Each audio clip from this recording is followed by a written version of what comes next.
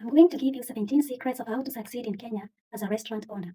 My name is Zaida, the founder and director of Zaida Kitchens, and also a former student and graduate of hospitality management from Kenyatta University. So you're getting these tips from a professional, a trained professional, and someone who has experience in the hotel industry.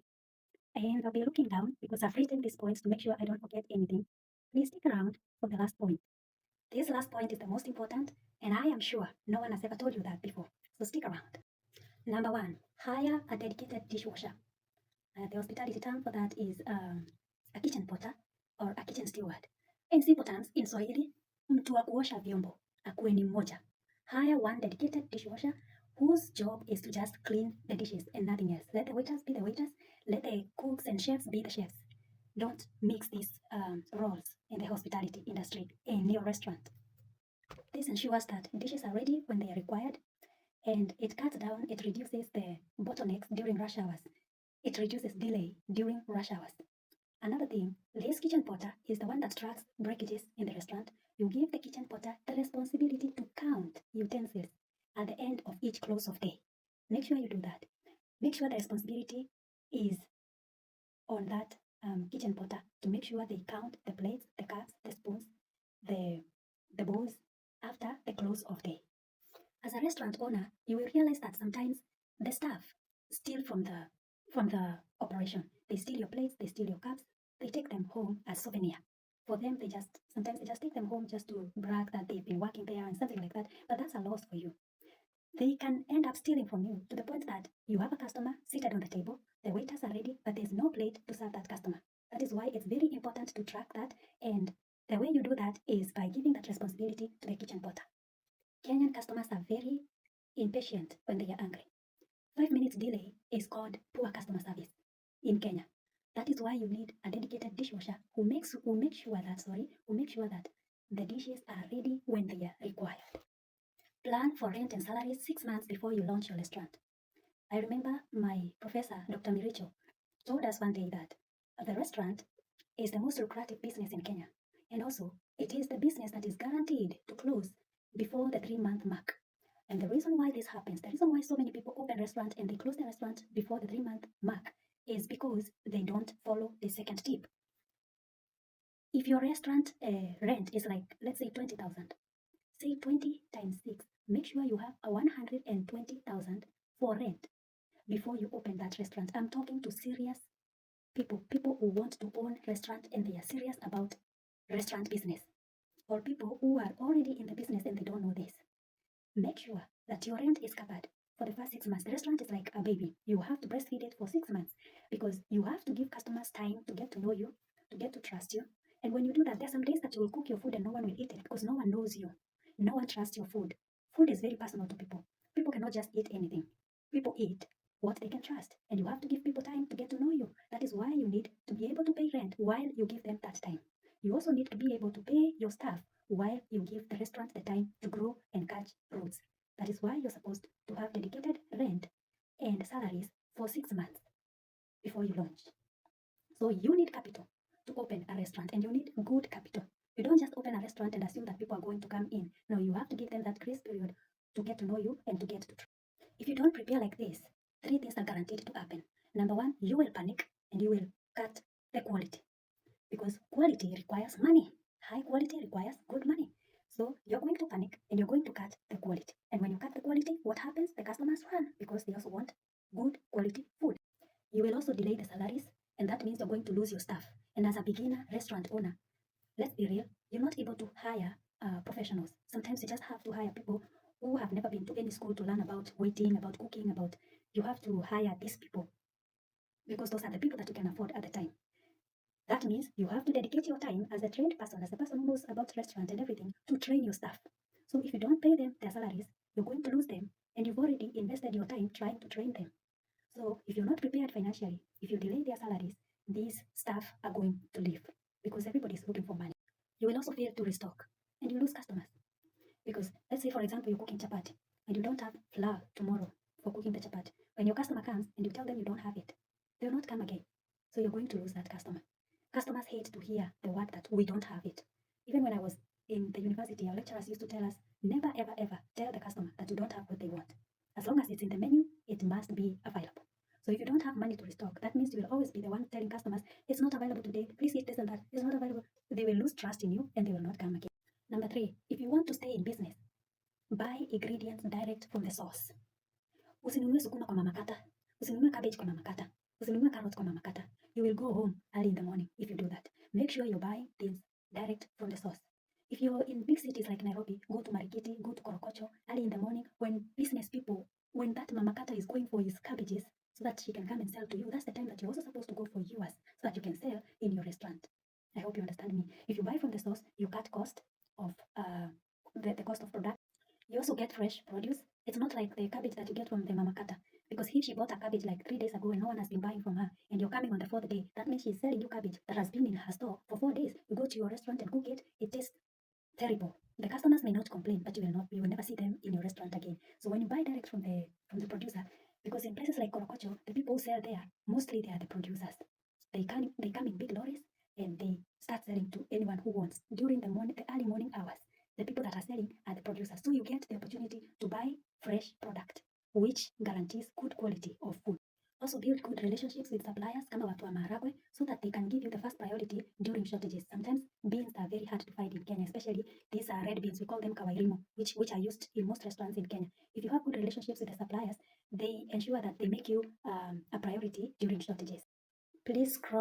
Number 4, maintain quality and never fake it. Kenya is not like America. It's not a fast world country where people are used to fast food. Kenyans cook food in their homes and they know how a proper home cooked meal is supposed to taste. For example, if you cook carrot chapati and you put it in your menu that you have carrot chapati, you even overprice it because it has carrots or it has pumpkins and it took you longer time to prepare.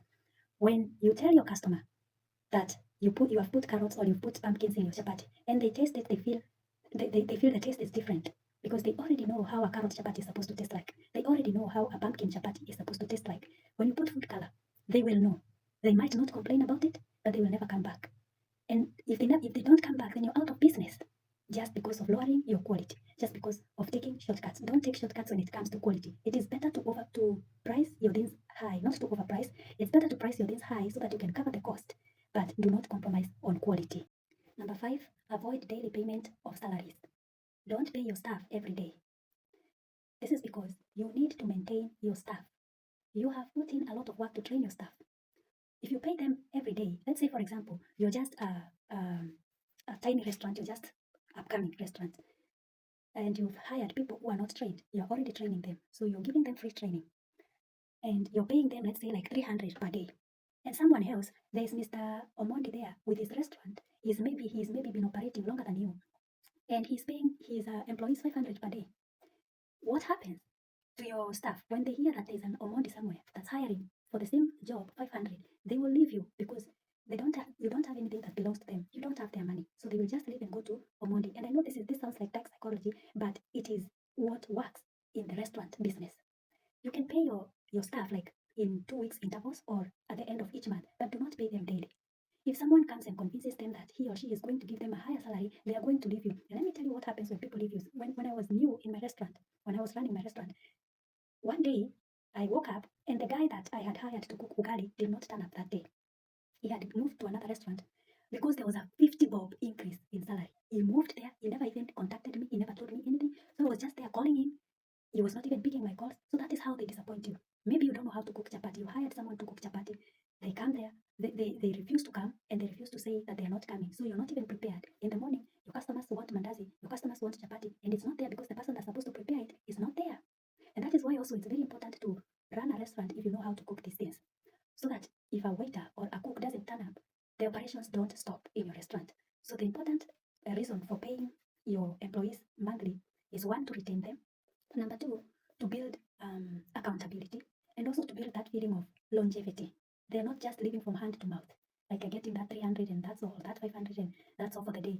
Then tomorrow they might decide to come or not to come. So it retains your staff. It also builds accountability in your restaurant. Number 6, invest in proper equipment. Invest in proper equipment in your restaurant to cut staff exhaustion. If you can afford a cheap scatter, it's less than 5,000. Buy it. You don't have to make your staff cut the potatoes one by one. The reason why you need these machines in your restaurant, the reason why you need these Dove mixtures, you need What else? You need a nice oven. You need maybe a gas to warm food that's supposed to be warmed. Maybe let's say there's no electricity that day. You have an electric warmer. You can't just wait for your staff to light charcoal so that they can warm food for the customer.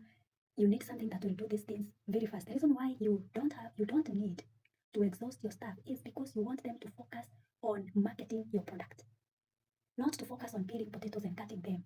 Because even if they peel a whole sack of potatoes and cut them, and no one is out there to talk to customers, to convince the customers to bring them inside, where will you take your potatoes?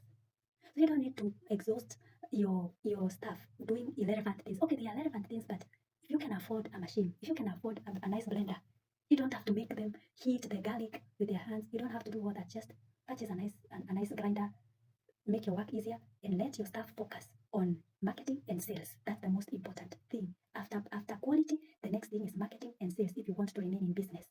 Number 7, count your utensils daily. If your kitchen porter tells you we have 60 plates at the close of day, go there, counter check, and sign against that figure that he or she has given you.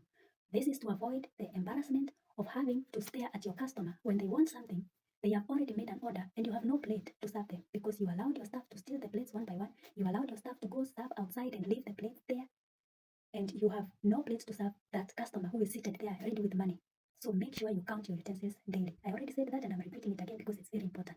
Be strict on punctuality, speed, and hygiene. On the point of punctuality, there are people who go to work very early. If you open your restaurant, let's say at 6 a.m. in the morning, these people can come by and drink a cup of tea, they can drink a coffee, they can eat a cassava, they can eat arrowroot in your restaurant. But if you're opening at around 8 and the waiters are coming at 8:30 or 9, then you miss out on the early risers, the early clients, the early customers. So make sure you're very strict on punctuality. Let the staff clock in when they get into the restaurant.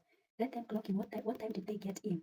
More than 5 minutes late, you should take action on that. And don't just tell your staff that I don't want you to be late and then you don't take action when they get late. No, you have to show them that you're serious about the rule of being punctual, coming to work early. Also hygiene. Hygiene maintains food safety. Mtu akigonjekea kwako, hiyo ni kesi. Mtu akikuja kwako akule agonjeke, hiyo ni kesi na itakucost sana. So make sure kuna hygiene kwa restaurant yako to avoid cases. Punctuality and speed nazo zina build customer trust and also zinasaidia kukuwe na fast food service, uweze kuserve watu haraka haraka, which is required in Kenya. In Kenyan restaurant and Kenyan customers, they like speedy services. No one wants to come and sit at your restaurant. People have things to do. So make sure that when they order, it's already there. You deliver immediately when it's ordered. Number 9, fire quickly, hire slowly. Keeping the wrong person is more expensive than replacing them. Point number 9, we said hire slowly and fire quickly. Holding on to a bad employee does not make you a kind person. It makes you a stupid person. A bad employee, number 1, they will slow down the operations of your restaurant. Number 2, they will bring bad morale to other staff that are good, the other staff that are doing their work professionally the way it's required to be done. Another thing, they will also spread negativity in the restaurant, within the staff, and also to the customers. If someone is not bringing you profit, if someone is not bringing you customers, you do not need that person. If all they bring is bad energy and poor services, you do not need that person. They will cost you more than you're willing to lose. They will send you home faster than you're willing to go. Enforce clean and neat uniforms. Hata kama una pesa, wanunulia hata kama ni aprons za white. This one, when your customer looks at your clean and neat stuff, that builds trust instantly. They are comfortable, they trust you, they trust that you're not going to poison them, they trust that you're going to bring them good quality, they hold you to a very high standard, and they are like, let me see if I can come back here again. Let me taste their food and see if what I see is what I'm going to get. And they will. One customer can even bring 50 other customers if you present yourself well and also you present your food well. Number 11, invest in presentable utensils and plating. The Kenyan customers, like I said before, they already know how to cook for themselves. They already know how a proper home-cooked meal tastes like. So when they come to your restaurant, they are not necessarily chasing the food. They are chasing that experience. And when you present a nice plate, and a plate that is plated properly with food arranged properly on that plate, it makes them feel important. It makes them feel that they are honored, they are wanted in that place. Si kama zile za mabati za mama nishikilie, mama shikilia, zile zenye unakunywa chai ukiambia ulimi iondokee moto. No. If it's a cup, let it be a nice cup. Invest in presentable utensils. They don't have to be too expensive, but let them be presentable so that the customer can have that feeling that they have that experience that they have come to buy in your restaurant. Also, they can have the confidence to take a picture of the food that is free marketing for you. You have not paid for that marketing. You don't know which Facebook account this person runs. Maybe akona followers ka 5,000. Aweke caption hapo, Zaida Kitchens. People will want to come to that kitchen that made that customer feel so good, so proud, and confident enough to take a picture. So make sure you're encouraging your customers to market you through the way you serve them and through the utensils that you serve them with. Number 12, train your staff regularly. An untrained staff will just take orders. Ataenda tu kwa meza, hai sasa unataka nini? Chai na mandazi sawa. Okay. That is an untrained staff. But a trained staff will automatically bring sales to you. Ataenda kwa hiyo meza, the same table, aitisha hiyo chai na mandazi, aambie huyu customer, and by the way, tunaweza hata kukukarangia kama yai, tuweke ndani hiyo mandazi. Also, we have a dessert. Also, we have this and that. They upsell your menu. That is a trained, that's a trained staff. So make sure you're training your staff. It doesn't have to be every day, but regularly. You can even dedicate one day in a week to just train your staff. Mkuje mapema, you hold a meeting before you open the restaurant, remind them the things that they are supposed to do, not to command them, just to teach them like a teacher. This is how it's done. This is how you approach your customers. This is how you approach customers. This is how you present food to them. This is how you welcome them. Things like that. So train them. Since you don't have money to hire trained people, then take that initiative to train them. And if you have money to hire trained people, also make sure that they are using their training properly. Make sure that they are using their knowledge properly in your restaurant, because if you don't remind them to use their knowledge properly, then you will not be different from those people who hired untrained personnel. Number 13, define roles clearly and enforce accountability. For example, umesema Omondi, wewe ndio utakuwa in charge of setting tables. In the morning tukifika, kazi ya table setting, hiyo ni yako. That means you make sure that kuna toothpicks kwa kila meza, make sure kuna serviettes kwa kila meza, make sure kuna tomato sauce, make sure kuna chili sauce, make sure there is everything that's required on that table. Hiyo ni kazi yako Omondi. When you don't set clear roles, everybody assumes that someone else will do it. And at the end of the day, uko na customer kwa meza, ameitisha chipo na hamna sauce. What are you doing there? You see, that is why you need to make sure that everybody knows what they are supposed to do, and when you find it not done, you know who to go to. Sio unaanza kupiga kelele kwa hiyo hoteli kama mwenda wazimu. Bana. You know, Omondi ndiye nilipatia hiyo responsibility and I'm supposed to talk to Omondi. If they are kama ni tables, unasema Omondi, you will be serving table number 1, 2 and 3. Karo, you will be serving table number 4, 5 and 6. So customer akikuja akalia any of those tables, the waiters or the waitresses, they know which table they are supposed to serve. So wewe ukiingia upate kuna meza kuna customer and no one is serving that customer, no one is speaking to the customer, customer anakaa ni kama ameingia mahali penye hafai kuingia, you know ile ni meza ya Karo, so you will call Karo. Also invest in bells. If you have money, nunua table bells so that customer akifika ana ring your bell. Sometimes during busy hours the waiter anaweza kosa kuona customer because they are busy serving other customers. You also should train your waiters and waitresses kuona customer, hata kama anaserve watu wengine, akiwekelea hiyo sahani hapo pia anarusha macho pale kuona who else is there. Customer asikae tu aboeke na aende na asirudi tena. You understand?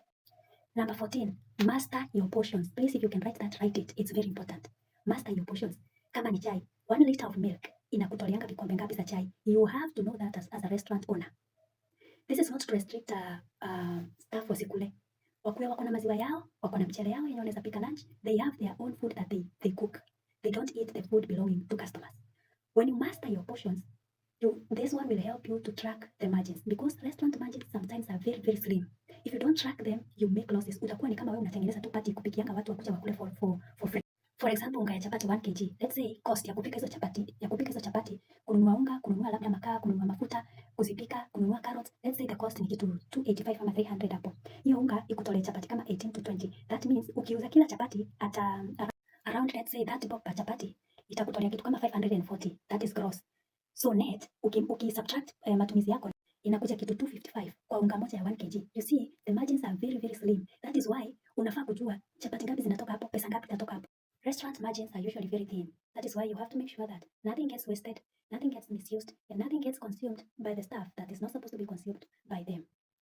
I said before, make sure you provide them with breakfast and lunch. Proper breakfast and proper lunch. Their own food. They're not supposed to eat customers' food. Next, sell to the rich.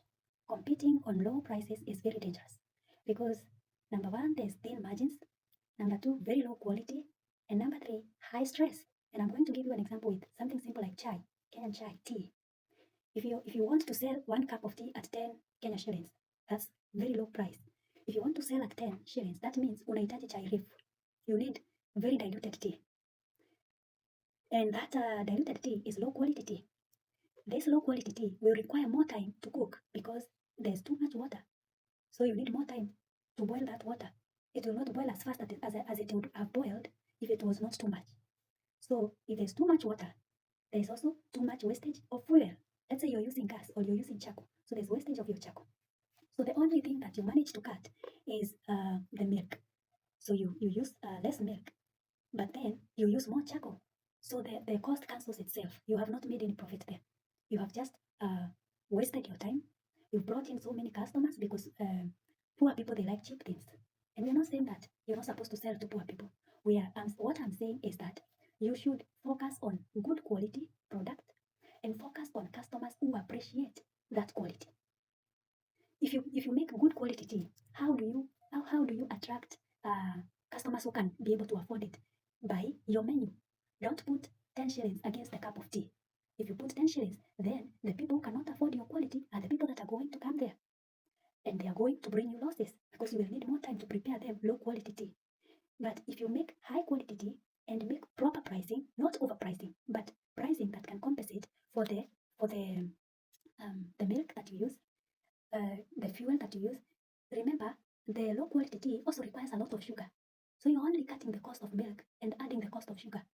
It's a minus business. And that is why you find that most mama vibandashki, they are always there. Most of them never grow their businesses. You will find that someone you met there 10 years ago is still there.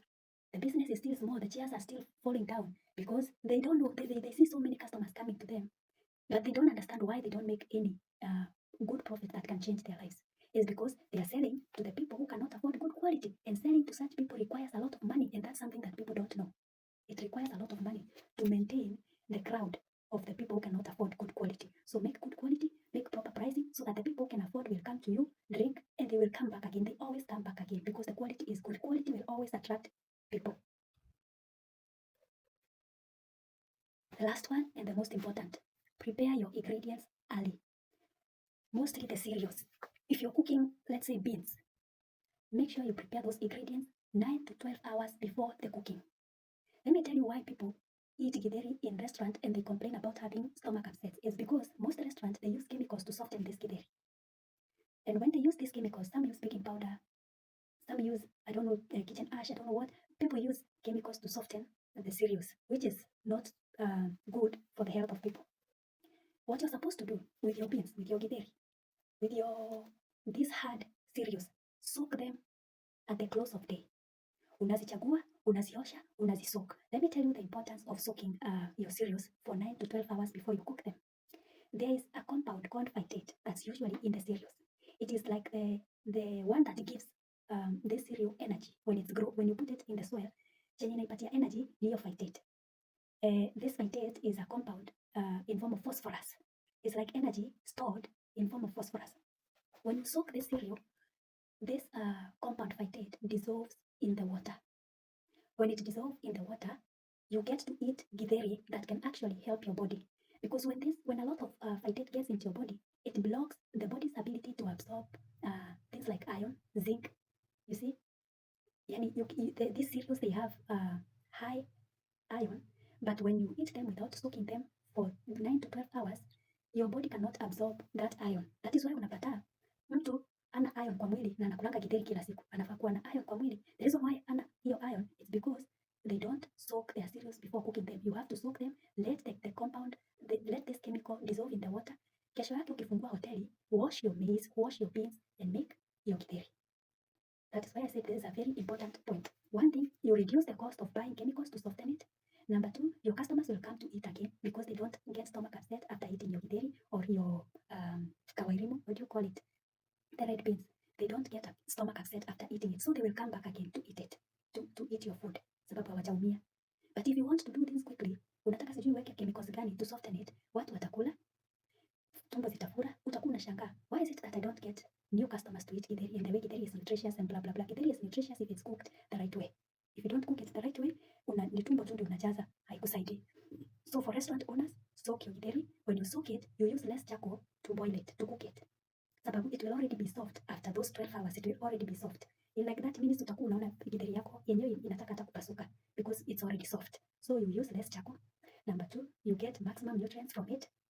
And number three, you cut the cost of wasting money on chemicals, on softeners. I don't know which chemicals people use. I only know of baking powder. I heard people put I don't know, beans in those githeris. But if you soak it, you don't have to use your money to purchase it. I hope this video has helped you. And if you're planning to open a restaurant or you're already running one and you think I have said things that really helped you somewhere,